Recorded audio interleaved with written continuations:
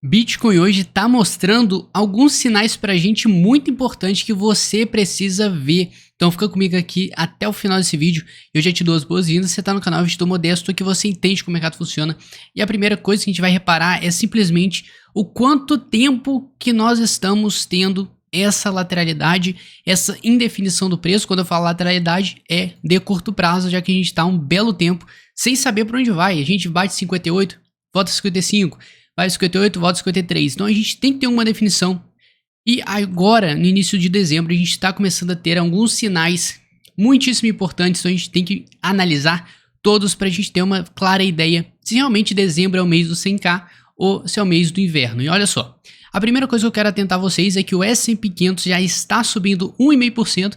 E você pode se perguntar, mas Douglas, por que o Bitcoin não sobe também, né? O S&P 500, como você falou no vídeo de ontem na análise, eles estavam andando juntinhos, então agora você já está tendo o S&P 500 retomando um pouco o seu valor que ele perdeu nos últimos dias, enquanto o Bitcoin ainda não dá nenhuma definição porrada para cima. E uma coisa que pode estar justificando essa queda que nós estamos tendo no mercado é o medo tanto do coronavírus quanto dessa fase toda de aumento de juros e corte dessa impressão de dinheiro lá dos Estados Unidos e que vai afetar a economia global. Isso é um ponto importante para a gente ficar de olho.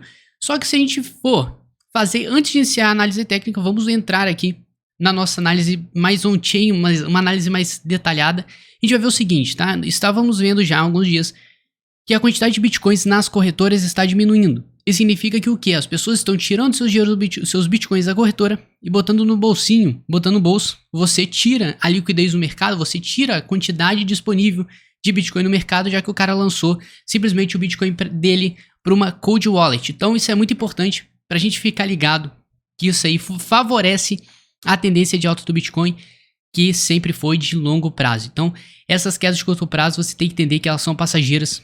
E se a gente analisar mais outro fator, que é o Pull Multiple, a gente vai ver o seguinte.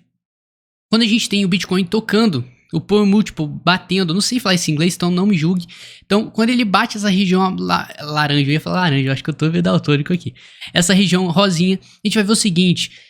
Na maioria das vezes, quando a gente forma um topo no Bitcoin. Então ele chega nessa região, forma um topo e a gente vê o Pull Múltiplo batendo essas máximas dele. E isso significa o que pra gente?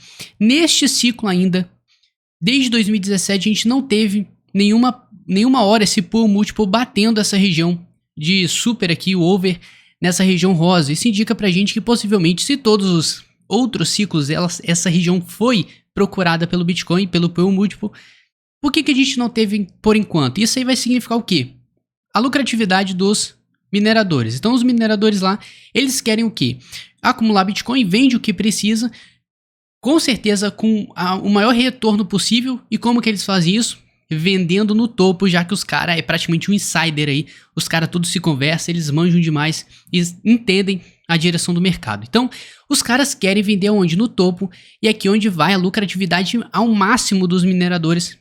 E a gente não tem isso acontecendo agora. Então, se você usar um neurônio que você precisa para ligar os pontos, você pode pensar assim, olha só, já que nesse ciclo a gente não está tendo uma lucratividade tão alta dos mineradores, pode ser que tenha acabado essa onda de ficar batendo aqui em cima, só que é cíclico, o mercado dele é cíclico, então a gente tem que entender que pode sim o preço ele retestar essa região, voltar para essa região, já que ele sempre costuma repetir. Isso aqui é um ponto interessante porque você pode esperar que o preço vá dar mais uma alta aí, batendo 100 mil, 120 mil, 300 mil, para dar esse topo aqui, essa oportunidade dos mineradores saírem e aí sim a gente pode virar o mercado. Outro dado aqui que é para você ficar esperto, esse aqui chamou a atenção da internet toda aí, se você acompanha alguns criadores de conteúdo aí do Twitter, os caras falaram que a gente teve nos últimos dias muitos bitcoins saindo das corretoras, a gente vê isso pelas barrinhas que estão viradas para baixo. Agora, no final de novembro, a gente teve um candle gigante aqui, uma barra gigante de pessoas depositando Bitcoin. Então, em um dia, a gente teve 18 mil Bitcoins sendo depositados nas corretoras. Isso você vai falar que, nossa, Douglas, agora ferrou porque acabou o ciclo. O cara vai despejar no mercado, acabou, agora acabou. E aí a gente vai para análise técnica daqui a pouco, mas eu quero que você pense o seguinte. Na maioria das vezes, se você for acompanhar o preço do Bitcoin e essa parte de entrada e saída de bitcoins nas corretoras, quando a gente chega no fundo, nota, tá? Quando a gente chega nesse fundinho aqui, buscamos lá os 30 mil dólares, e o Bitcoin logo subiu. Olha só a quantidade de Bitcoin que entrou na corretora aqui, 47 mil. Então, se você olhou isso aqui e a gente já tava lá nos 30 mil, com certeza muita gente falou, agora acabou, já era. E você vê que o preço logo depois subiu. Então não vai confiando nisso aí. E você pode ver que isso aqui pode ter sido muito bem uma manobra dos grandões lá para dar um medo nas pessoas, as pessoas entrarem shortados, apostando em queda no mercado e pum, vira na cara, liquida todo mundo, ganha dinheiro e todo mundo corre para abraço. Quem foi liquidado. Então, a gente tem esse movimento acontecendo agora, a gente está buscando um possível fundo no Bitcoin. E estamos tendo essa quantidade de Bitcoin sendo depositadas, estranho, né? A gente passou tanto tempo aqui tendo saídas de Bitcoin na corretora e agora um dia pocou assim e logo quando o mercado não sabe para onde vai, toca o terror, coronavírus, nova variante aí tocando terror. A gente tem também essa parte dos Estados Unidos, aumento de juros. Então você tem muita pressão macroeconômica acontecendo. E os investidores grandões lá no mercado tradicional que estão expostos no mercado de criptomoedas, os caras vão ficar um pouco mais espertos. Então, somando tudo isso, a gente tem um cenário totalmente indefinido.